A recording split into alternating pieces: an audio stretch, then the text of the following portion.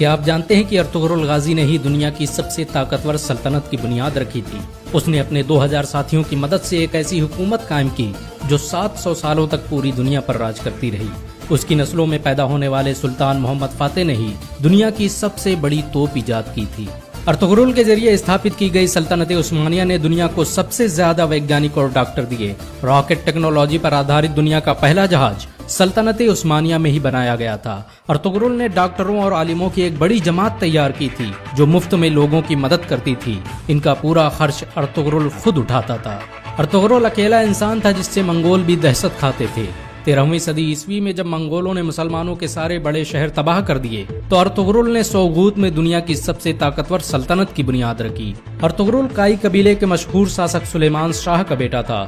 سلیمان شاہ Oghuz کی نسلوں سے تھے جنہوں نے چین سے بھاگ کر ایران اور شام میں پناہ لی تھی۔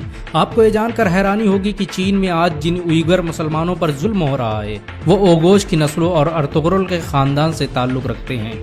بہت کم لوگ جانتے ہیں کہ ارطغرل غازی نے قرآن کو اپنا سنویدھان بنایا تھا۔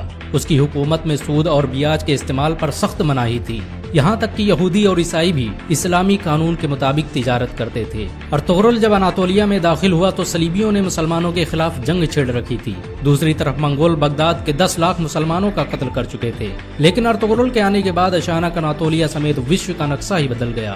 ارطغرل کی شجاعت اور ہمت سے دشمن بھی کانپتے تھے۔ اس نے اپنے چند ساتھیوں کی مدد سے چنگیز خان کی فوجوں کو گھٹنے ٹیکنے پر مجبور کر دیا۔ صلیبیوں اور منگولوں کے خلاف ارطغرل کے جذبے کو دیکھتے ہوئے سلجوقی سلطان علاؤالدین کیقوباد نے اسے انکارا کی زمینوں کا مالک بنا دیا۔ ارطغرل قرآن کے بنائے اصولوں کے مطابق حکومت کرتا تھا۔ اس کی نظر میں سب برابر تھے، یہی وجہ ہے کہ اس سے پربھاوت ہو کر بہت سے لوگ مسلمان بن گئے۔ چنگیز خان کے سپہ سالار اور صلیبی کمانڈروں نے بھی ارطغرل کے ہاتھوں اسلام قبول کر لیا۔ اناطولیہ کی سرحدوں میں آ کر ارطغرل نے سب سے پہلے سوغوت کا قلعہ فتح کیا۔ یہ وہی قلعہ تھا جہاں پر ہزاروں مسلمان قتل کیے گئے تھے۔ سوغوت کو فتح کرنے کے بعد ارطغرل نے وہاں ایسا نظام قائم کیا کہ وہ سلجوقی سلطنت کا سب سے امیر شہر بن گیا۔ اس کی حکومت میں یورپ کی ایک بڑی آبادی ویاپار کرنے سوغوت آتی تھی۔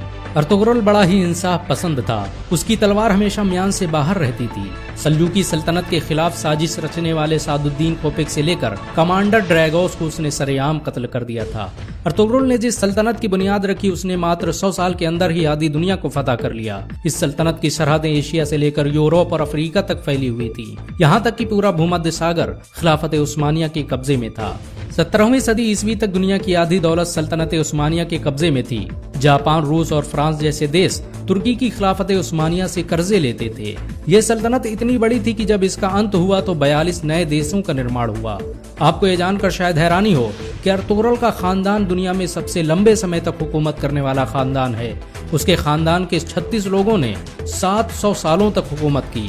ارطغرل کے بعد خلافت عثمانیہ نے 500 سے ادھک جنگیں لڑی جن میں زیادہ تر فتح حاصل ہوئی۔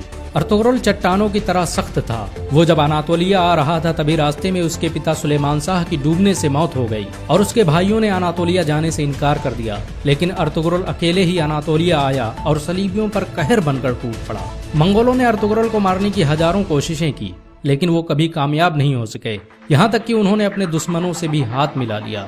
بہت کم لوگ جانتے ہیں کہ صلیبی مسجد اقصی اور مسجد الحرام کو شہید کرنا چاہتے تھے، لیکن ارطغرل نے مسلمانوں کو متحد کر کے ان کے منصوبوں کو خاک میں ملا دیا۔ آپ کو یہ جان کر حیرانی ہوگی کہ یہودی 13ویں صدی عیسوی میں ہی اسرائیل دیش کی استھاپنا کرنا چاہتے تھے اور اس کے لیے انہوں نے مسلم دیشوں کو ختم کرنے کی سازشیں بھی رچی تھیں، لیکن ارطغرل کی وجہ سے ان کے سارے منصوبے فیل ہو گئے، کیونکہ جب سلجوقی سلطنت کو ختم کیا گیا تو ارطغرل نے اپنی حکومت کا اعلان کر دیا۔ 1923 میں جب ترکی کی خلافت عثمانیہ کا انت ہوا تو دستاویزوں سے پتہ چلا کہ خلافت عثمانیہ کو ختم کرنے کے لیے کئی 100 سالوں سے سازشیں کی جا رہی تھی، یہاں تک کہ بہت سے یہودی مسلمانوں کے بھیس میں مسجدوں میں امامت کرتے تھے تاکہ مسلمانوں کے دلوں سے خلافت کی اہمیت نکالی جا سکے۔ ارطغرل نے سلجوقی شہزادی حلیمہ سلطان سے شادی کی تھی۔ اس کے دوسرے بیٹے عثمان کے نام پر ہی اس سلطنت کا نام خلافت عثمانیہ رکھا گیا۔ ارطغرل کے بیٹے عثمان نے جب ترکی میں عثمانی کرنسی کی شروعات کی تو اس پر چھپنے والا پہلا نام ارطغرل غازی کا تھا۔ 2014 میں ترکی کے راشٹرپتی رجب طیب اردوغان کے کہنے پر ارطغرل کی زندگی پر ایک ڈرامہ بھی بنایا گیا۔ ارطغرل کی زندگی پر بنا یہ ڈرامہ اس سمے دنیا میں سب سے زیادہ دیکھا جانے والا ڈرامہ ہے۔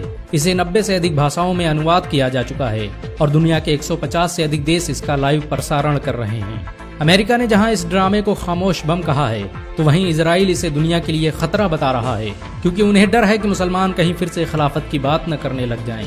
سچ تو یہ ہے کہ مسلمانوں کے دلوں میں ارطغرل کا نام آج بھی زندہ ہے، مسلمان انہیں آج بھی عزت کی نظروں سے دیکھتے ہیں۔ اگر ایک مسلمان ہونے کے ناطے آپ کو گرو محسوس ہوا ہو تو اس ویڈیو کو لائک اور شیئر ضرور کریں۔ ایسی اور ویڈیو کو دیکھنے کے لیے ہمارے چینل کو سبسکرائب کریں، گھنٹا ضرور